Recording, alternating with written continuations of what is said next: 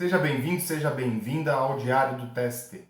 Neste canal eu ajudo os profissionais de qualidade, meio ambiente, saúde e segurança a aplicar de maneira simples e fácil normas, procedimentos, requisitos legais no ambiente em que atuam, no dia a dia de trabalho de vocês. Meu nome é Gustavo Bank, sou auditor interno do Sistema de Gestão Integrada e coordenador do Sistema também de Gestão Integrada, Qualidade, Meio Ambiente, Saúde e Segurança e técnico em Segurança do Trabalho. No vídeo de hoje, nós vamos tratar de um assunto que é base para o PGR, ou seja, base para o Programa de Gerenciamento de Risco. Se você não fizer este passo, ou se você não tiver essa base formulada, você não vai conseguir elaborar um PGR adequado ou um PGR que tenha significado para a sua empresa. Estou falando do reconhecimento de risco. Então, se você não conhece um bom reconhecimento de risco, se você não faz um bom reconhecimento de risco, você não vai conseguir elaborar um PGR de maneira adequada. Então fica no vídeo, se liga nas dicas que eu vou dar e acompanhe.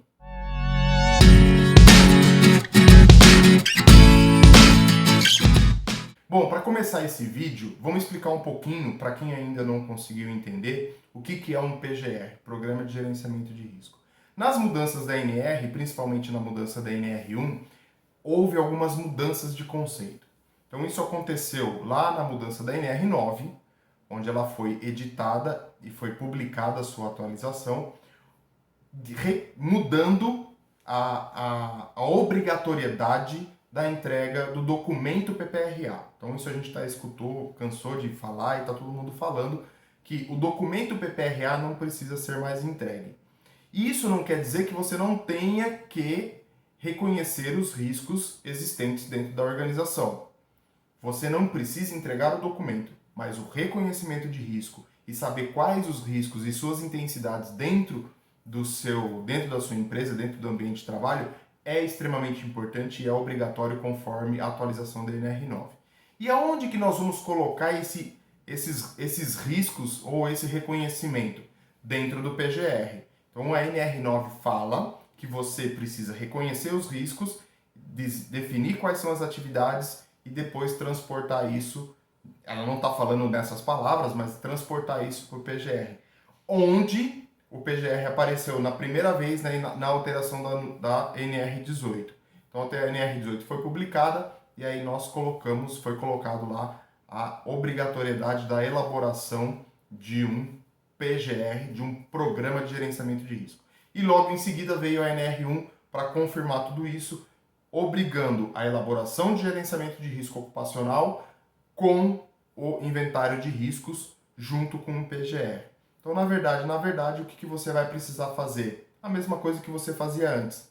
Sim, mas de uma maneira mais efetiva, de uma maneira mais adequada. E é por isso que eu estou aqui, para dizer que o reconhecimento de risco é a base do seu gerenciamento de risco ocupacional, do seu programa de gerenciamento de risco, ou seja, da segurança do trabalho dentro da sua organização. Então, olha o benefício que você tem na sua mão. Você elaborar um PGR, um programa de gerenciamento de risco bem elaborado, adequado à realidade da empresa, vai trazer para você inúmeros benefícios. Você vai praticamente matar 3, 4 programas de uma vez só. E aí você pode aplicar os controles e as medidas necessárias de uma maneira mais eficaz. Então, o reconhecimento de risco, ele tem que ser bem elaborado. E o que as pessoas fazem, né? Ou o que se fazia antes? Você fazia um reconhecimento de risco, olhava para a organização, entendia mais ou menos como é que era o fluxo, via com a experiência da área de segurança do trabalho, o técnico ia lá e falava junto com a CIPA, né? E muitas das vezes o técnico acabava fazendo um mapa de risco, que tem por base também o reconhecimento de risco, e fazia uma análise da empresa e colocava muitos dos riscos reconhecidos de maneira qualitativa, ou até em alguns riscos menores você nem colocava isso dentro do mapa de risco, dentro dos documentos necessários. Então, isso, na minha opinião, é um grande erro. Né? Você está fazendo um documento, você está elaborando, você está simplesmente atendendo à lei. E não é esse o objetivo da segurança do trabalho. O objetivo da segurança do trabalho é você trabalhar com a prevenção. Se você é um profissional que simplesmente cumpre tabela, a partir de agora você vai precisar repensar um pouquinho. Por quê? Com essa característica de gerenciamento, com essa visão de gerenciamento, simplesmente reconhecer, colocar num papel e colocar dentro da gaveta não vai resolver mais. Você vai precisar mostrar a efetividade dos controles e a gente vai falar um pouquinho disso aqui neste vídeo hoje. Então veja a importância do programa de gerenciamento de risco. Veja a importância que você tem ao elaborar uma base para que toda a segurança do trabalho reconheça e com essa base que você criou, tira todas as informações necessárias para isso. E por onde que eu começo? Então, quem já me acompanha sabe que eu bato muito nessa tecla e é justamente para vocês frisarem e é a melhor maneira que você tem de executar os programas ou de impor não, de colocar a cultura prevencionista e a cultura da segurança do trabalho dentro da sua empresa. Não adianta você partir para uma batalha, um combate, falar assim, não, eu vou brigar, eu vou exigir, porque eu sou segurança do trabalho, eu sei, isso não vai adiantar. Pode ter servido em algum tempo, lá atrás, hoje já não funciona mais. Hoje a gente tem que trabalhar com a cultura, em criar essa cultura de segurança do trabalho. E o primeiro passo que você tem que dar na hora de você reconhecer esses riscos e começar a ter essa mudança de maturidade da cultura da segurança do trabalho dentro da sua organização, primeira coisa é você montar uma equipe multidisciplinar. Primeira coisa, o que é essa equipe multidisciplinar? Você vai pegar uma pessoa da área administrativa, uma pessoa da área produtiva, uma pessoa da área de engenharia, por exemplo, e vai montar essa equipe. Essa equipe vai elaborar praticamente todos os controles, todas as medidas, planos de ação, ela vai praticamente dar a cara da segurança do trabalho, lógico, além dos itens obrigatórios, como, por exemplo, participação da CIPA no reconhecimento de risco, que é a Comissão Interna de Prevenção de Acidentes. Muito importante você ter essas pessoas contribuindo também, além dessas que eu falei. Ah, mas Gustavo, meu patrão, e aqui já vai entrar uma objeção, né? Meu patrão não quer nem saber disso, ele tá nem dando bola, ele quer que faça e pronto, acabou, tem que atender lei, ele não vai... Importantíssimo. Você conhece o seu superior, você conhece o dono da empresa, você conhece, sabe quais são as características dele, o seu chefe, alguma coisa. Mostre para ele a vantagem que você tem de elaborar um reconhecimento de risco, ou um programa de risco, ou qualquer coisa dentro da segurança do trabalho de maneira eficaz. Mostre para ele. Como é que você vai mostrar para ele? Veja bem, gestores, líderes, normalmente eles não vão ser convencidos, não é questão de ser convencidos, mas eles não vão dar atenção para ideias, né? Eles vão dar interesse, eles vão dar um olhar para a ideia quando aquela ideia for pautada, for baseada em resultado. Então, se você mostrar o resultado que você tem, ou um possível resultado que você vai ter com a implantação desse programa, para ele, provavelmente ele vai olhar e vai pensar alguma coisa diferente. Pode ser que naquele momento ele não dê tanta atenção, mas se você mostrar para ele e começar a agir de uma maneira, não por debaixo dos panos, mas mostrando alguns resultados para ele conforme você vai implantando as suas medidas, com certeza vai ser diferente para você. Então, mostre para ele e que isso que você está fazendo vai gerar resultado positivo e significativo. Então, primeira etapa, montar essa equipe multidisciplinar. Essa é a primeira etapa. Depois que você montou essa equipe multidisciplinar, você vai mapear os processos dentro da organização. Então, é muito importante você conhecer a empresa que você trabalha e conhecer de maneira detalhada. Você vai olhar processo por processo. O que é processo? Entrada, realização de atividades e saídas. Tá? Então, basicamente é isso. Tudo que tem de entrada são realizadas atividades e se tornam em saídas. Semelhante, uma base bem semelhante é a dos departamentos. Tá? E existe um conceito maior com relação a isso, mas basicamente é isso, são os departamentos. Então você vai mapear o processo da sua organização. Então você vai conversar com essa equipe multidisciplinar, que já vai ter uma ideia bem boa de como a empresa funciona, qual é o fluxo que a empresa tem dentro da organização. E segundo, você vai para o chão de fábrica, você vai perguntar para o operador, você vai perguntar para quem está recebendo, para quem está executando a atividade. Você não vai ficar só ali naquelas pessoas e desenhar e tudo mais. Não. Você vai para o chão de fábrica, você vai dentro da área administrativa, você vai em compra, você vai em recebimento, você vai na expedição, você vai em contas a pagar, você vai no faturamento, você vai em todos os cantos da empresa e você vai fazer como se fosse uma entrevista ou uma auditoria. Você vai entender o que aquela pessoa está realizando. Na hora que você entender como que essa pessoa está realizando a atividade, etapa por etapa, nesse momento, você da área de segurança do trabalho, você já vai começar a fazer alguns links com os riscos que você tem que identificar. Quais são eles? Riscos químicos, físicos, biológicos, acidente e ergonômico. Sim, esses 5 riscos. Por quê? Lá no PGR você vai precisar colocar os 5. A NR9 fala de 3, químicos, físicos e biológicos. Sim, no PGR você vai precisar colocar risco de acidente ou mecânico e o de ergonomia junto. Não tem como fugir, você vai ter que colocar tudo isso dentro desse pacotão. Então, você vai fazer essa entrevista, você já vai fazendo esses links e já vai, se quiser, fazendo alguma anotação do lado. E depois, com esse mapeamento de processo, com essas atividades todas descritas, você já começa a ter o seu reconhecimento de risco. Aí você já consegue traçar alguma ideia dos riscos que você tem ali presente dentro da organização.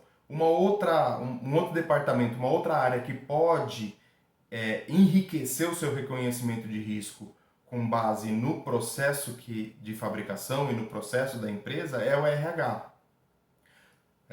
Parênteses, normalmente o RH, a segurança do trabalho está atrelada ao RH, então existe aí uma parceria muito grande ou eles estão dentro do mesmo departamento, então você tem mais fácil acesso. Fecha parênteses aí.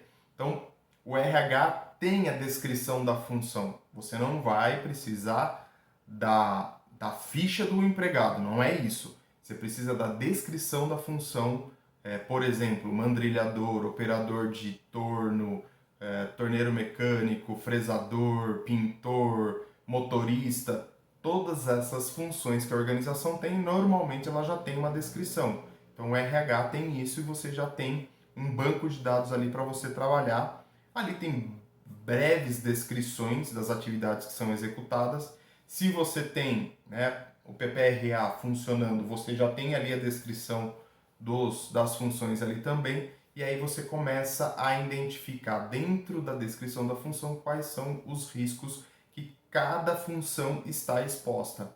Então veja como é mais fácil. Você tem o mapeamento, fazendo uma recapitulação, Você tem todo o mapeamento de processo, você tem toda a descrição da função que o RH te forneceu, você tem a equipe multidisciplinar que está auxiliando a você no seu reconhecimento de risco, e aí você vai escrever quais são esses riscos.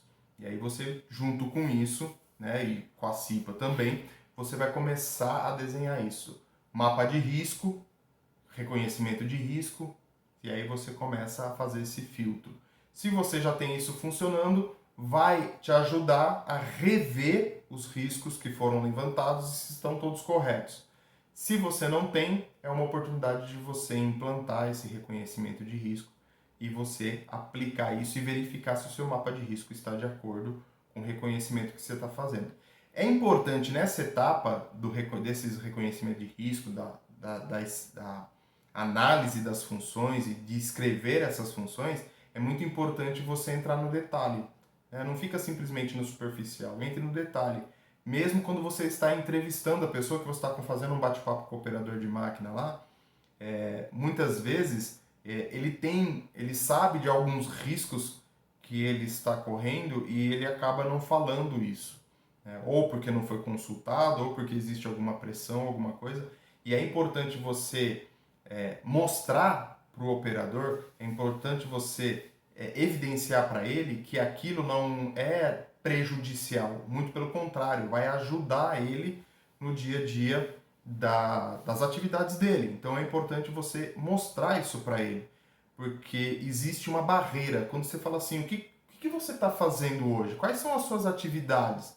Todo mundo fica com o pé atrás. Ah, ou a pessoa está querendo me mandar embora, ou a empresa vai me colocar numa outra função que eu não quero. Então é importante você esclarecer esse bate-papo, ter esse bate-papo de maneira transparente e clara com o operador. Olha, eu estou vindo aqui para fazer o levantamento dos riscos, isso vai ajudar no ambiente de trabalho, a gente vai implantar medidas para que para que você possa ter uma atividade mais salubre, mais saudável. É importante você levar isso com ele. E como pessoas são pessoas, tem gente que vai estar mais aberta a esse tipo de situação, tem gente que não. Então saiba controlar isso, saiba perguntar. Não seja aquele técnico de segurança de trabalho chato que chega com a varinha na mão e querendo mandar e desmandar. Não assim hoje não é assim que funciona. Hoje você tem que sentar, conversar, ser transparente, mostrar para ele o que está acontecendo e aí você consegue dessa maneira extrair o maior número de informações para você aplicar no seu reconhecimento de risco. Bom, reconheci os riscos. Num primeiro momento, você vai identificar qualitativamente. Então, eu tenho exposição ao ruído, eu tenho exposição ao calor, eu tenho exposição à radiação, eu tenho exposição à vibração. Isso é o primeiro passo, né? Então, reconheci esses riscos.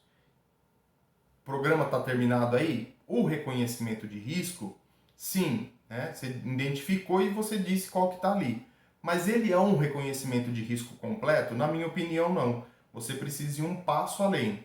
Se eu tenho radiação, se eu tenho calor e se eu tenho ruído, são riscos que eu consigo mensurar? São. Então eu vou partir para a análise quantitativa desses riscos. Então vou contratar uma empresa para medir o ruído, vou contratar uma empresa para fazer a medição de calor, vou contratar uma empresa para medir radiação, se for o caso, e análises químicas é outra situação também que existe muito, né? E aí você vai quantificar isso para saber qual é o valor que nós estamos trabalhando, qual é a intensidade que o colaborador está exposto. Então, esse é o segundo passo. Vai precisar de um pouquinho de investimento, caso você não tenha dentro da sua organização todos os equipamentos de medição necessários e você vai ter que contratar um terceiro. Mas é importante você ter essa avaliação quantitativa dos riscos que os trabalhadores estão expostos.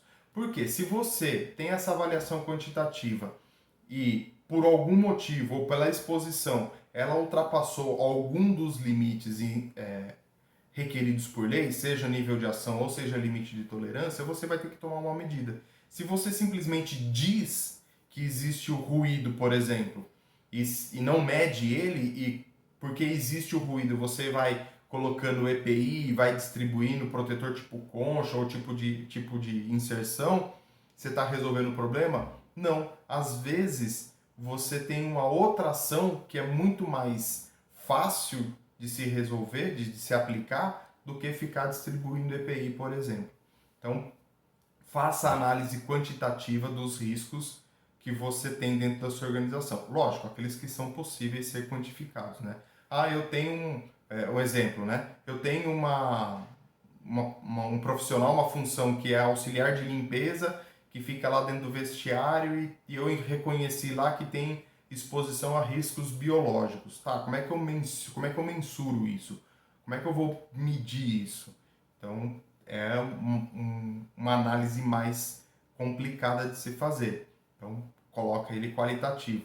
E complicada, e as medidas que você tem para aplicar são eficazes, que você não precisa simplesmente ficar mensurando quanto que tem de risco biológico ali. Então, esse é um outro ponto. Então, é importante a gente quantificar. Quantifiquei isso, eu vou lá, volto com a minha equipe multidisciplinar e vou elaborar medidas de controle. Quais são as medidas de controle que eu tenho que adotar? Vamos trabalhar com a hierarquia, né? Vou eliminar o risco. Se eu não consigo eliminar, eu vou entrar com medidas de redução. seja ela EPC, sinalização, medidas administrativas, revezamento entre medidas administrativas. E no último caso eu vou pensar em EPI.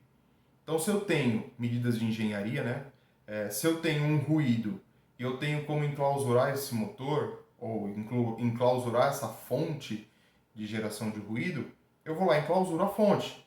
Enclausurando a fonte, eu vou eliminar o risco no ambiente de trabalho. E aí eu vou ter um ambiente mais salubre e eu não preciso ficar investindo em EPI todo mês para que o colaborador use.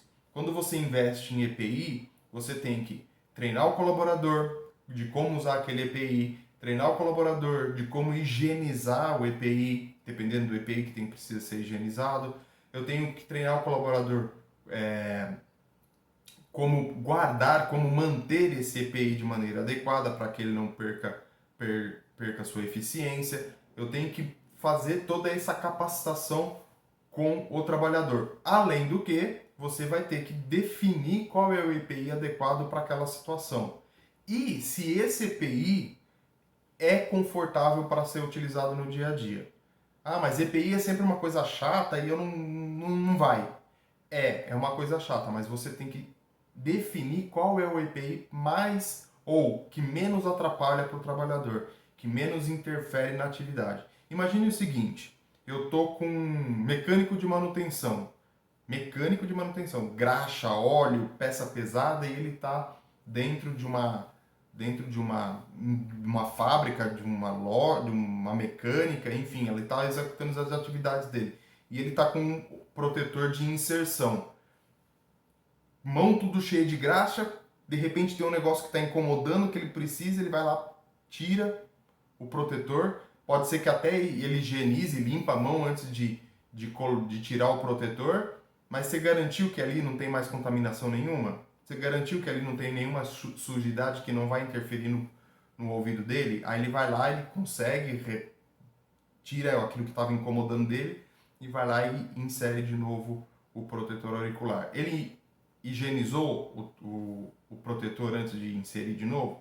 Muito provavelmente não. E aí olha onde você vai cair. Em prováveis doenças, em prováveis situações que vai interferir na audição dele e você não vai conseguir descobrir. Então, analise a situação, analise o risco, analise cada um deles, quais são as medidas, qual é o nível de exposição que você está tendo para cada um desses riscos e depois você coloca o EPI no colaborador. Tem situação que você não tem como fugir, né? Por exemplo, um pintor de pintura eletrostática a pó. Não tem como, né? Tem poeira, tem pó de tinta, por mais que o exaustor esteja funcionando 100%, faça a higienização, faça a limpeza correta, tire os filtros e tudo mais, sempre vai ter uma quantidade, um nível de poeira, de tinta, de pó de tinta no ar, suspenso no ar. Você vai falar, Gustavo, depende da concentração ou da quantidade de poeira que tem no ar, você vai estar dentro ou acima do nível de ação de limite de tolerância. Sim, concordo com você. Mas a área de segurança do trabalho tem como foco sempre a prevenção. Se você, mesmo com concentração, mesmo com nível de poeira abaixo do nível de ação, o que você vai fazer? Você vai colocar o trabalhador lá sem a proteção adequada? Numa situação como essa, muito provavelmente você vai ter que colocar uma proteção respiratória, vai ter que colocar um macacão para que não tenha contato com a pele, com o nariz, com mucosa, enfim. E aí você, mesmo estando abaixo do nível de ação, é interessante que você coloque o EPI, porque provavelmente não vai existir uma outra situação, a não ser que seja uma pintura totalmente automatizada. E aí você não tem o pintor executando a função de pintura, e sim alguma automatização, algum robô, alguma coisa que vá realizar isso no lugar do pintor. Aí tudo bem, aí você está tirando o pintor da área de pintura, aí é uma outra situação, né? Você está automatizando a sua linha. Então é importante você analisar tudo isso e sempre pensar que o EPI é a última situação, é o último recurso que você vai utilizar. E também você vai pensar no EPI se for algo temporário. Por exemplo, eu estou mudando a planta da minha indústria, estou mudando a planta fabril, estou acrescentando processo, estou aumentando o prédio, você vai talvez precisar distribuir, dependendo da situação, e aí veja a importância do reconhecimento de risco de novo, para você adequar algum EPI temporariamente até que as coisas se normalizem. Depois que passou, você volta à situação anterior e aí você pode tirar o EPI, se caso você não tiver nenhuma exposição além dos limites estabelecidos por lei. Então é muito importante. Eu falei um pouquinho, né, mas já acrescentando e dando continuidade, você vai reconhecer o risco toda vez que você tiver uma mudança de planta, tiver um aumento de produtividade, tiver mudança de maquinário, ou começar uma fábrica nova, todas essas vezes você vai fazer o seu reconhecimento de risco. E de tempos em tempos você vai verificar se aquele reconhecimento ainda está atual ou não.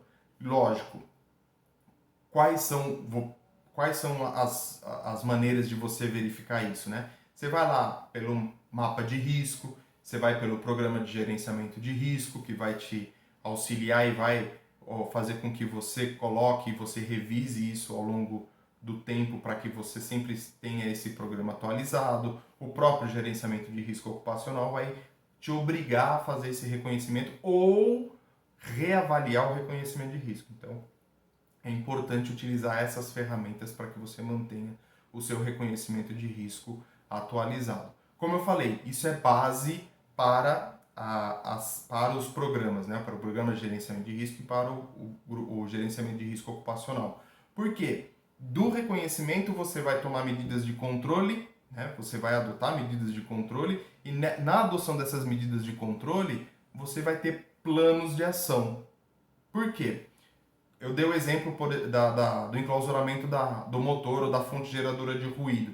Esse enclausuramento vai gerar um plano de ação que está atrelado no seu programa de gerenciamento de risco. Programa de gerenciamento de risco nada mais é do que você pegar tudo isso que eu estou falando para você e colocar dentro de uma planilha. Você vai colocar a função, você vai colocar a atividade que a pessoa está exercendo, qual é o risco que está ali correlacionado, legislação, provavelmente, aí você vai dar uma severidade e uma probabilidade. Isso aqui é um exemplo para você, tá? Não é obrigatório, mas você vai dar uma severidade e uma probabilidade, vai classificar isso, vai adotar medidas de controle e vai avaliar isso ao longo do tempo. Então, entendeu por que o reconhecimento de risco é base para a segurança do trabalho? Fazer um reconhecimento de risco bem adequado, fazer um reconhecimento de risco detalhado, vai te dar base para tudo que você for agir dentro da segurança do trabalho. Atendimento à emergência, você vai conseguir identificar quais são as saídas de emergência, rota de fuga, produtos químicos, armazenamento de produtos químicos, explosivos, inflamáveis. Tudo isso vai estar com base no reconhecimento de risco. Então, se você não fizer o reconhecimento de risco de maneira adequada, de maneira centrada, dessa maneira que eu estou sugerindo para você, muito provavelmente vai ficar alguma coisa para trás. Muito provavelmente você vai deixar de adotar alguma medida. E qual que é a consequência disso? Um acidente de trabalho, uma doença do trabalho e até um investimento dedicado ou disponibilizado de maneira inadequada ou direcionado para uma função que você não precisa atender naquele momento. Porque o reconhecimento de risco ficou capenga, ficou faltando alguma coisa. Então é importante você analisar isso e aplicar. Você vai ter algumas interferências ou algumas barreiras a serem vencidas. Uma delas é aquilo que eu falei no começo do vídeo. O seu chefe ou o dono da empresa ou algum gestor, o gerente, um líder, alguma coisa, pode ser que ele não dê atenção necessária para aquilo que você está apresentando para ele. E aí eu reforço. Qual que é a grande vantagem que você tem que ter para que ele dê atenção e ele olhe para aquilo que você está apresentando? Primeiro, evidenciar resultados. Isso é fundamental dentro de uma organização. Você, quando pensar como gestor, como olhar para a empresa como gestor, a primeira coisa que você vai precisar olhar são para os resultados. Com um reconhecimento de risco bem feito, com as medidas bem claras e com os planos de ação bem definidos, você vai conseguir evidenciar o resultado lá para ele depois. Vai mostrar para ele, olha, se eu investir fizer esses investimentos, o resultado em produtividade, por exemplo, vai subir de 1 para 2. Então isso é muito importante para quem está gerenciando uma organização. Porque eles são realmente, a função realmente deles é essa, é gerar resultado. Eu não posso simplesmente investir em segurança do trabalho, que é super importante e que tem que ser investido, mas a empresa não tem caixa e não tem produtividade para aquilo. Então tem que equilibrar. Você tem que usar a sua inteligência e ir adequando e mostrando os seus resultados para que possa ser feito um investimento correto, para que as medidas possam ser feitas de maneira adequada e você ter um resultado positivo lá na frente. Então não se esqueça disso. Reconhecimento de risco é a base para a segurança do trabalho. Faça bem feito, né? Faça de maneira adequada. Eu sugeri para você seguir esse vídeo e aí você com certeza vai ter um reconhecimento de risco à altura de uma segurança do trabalho prevencionista. Bom, eu fico por aqui. Não se esqueça, se inscreve no canal, curte, compartilha, comenta. O seu comentário é muito importante para que eu possa desenvolver mais conteúdos e aprimorar os conteúdos para que você possa aplicar de maneira simples e fácil no seu dia a dia. Muito obrigado. Se inscreva no canal, curte, compartilha e comenta. E a gente se encontra, lógico, pelos vídeos. Um grande abraço.